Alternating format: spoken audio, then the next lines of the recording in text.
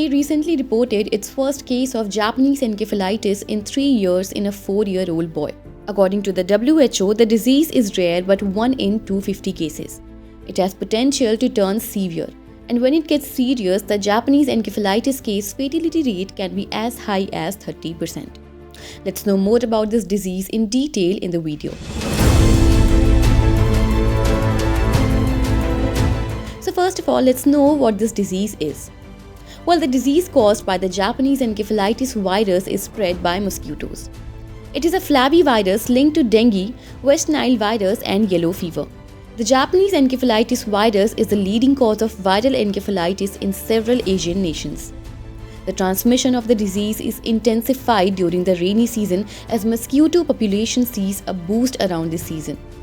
Now, talking about its symptoms, then it includes rapid onset high fever, stiffness in the neck, disorientation, seizures, and even coma and spastic paralysis. Now, when we talk about its cure and treatment, then right now there is no cure for the same.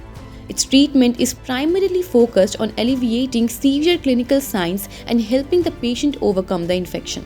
Also, the prevention is possible with safe and effective vaccines. Now, when we talk about the availability of vaccines for the disease, then for your information, there are 4 main types of Japanese encephalitis vaccines in use.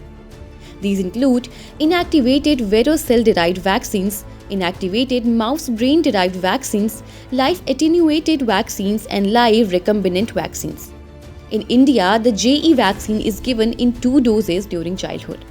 The first dose is administered when the child is between 9 months to a year old, and the second shot is given when the child is 16 months to 2 years old.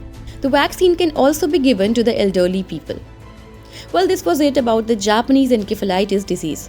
We hope you like this video. For more such content, do like and subscribe to our channel India.com.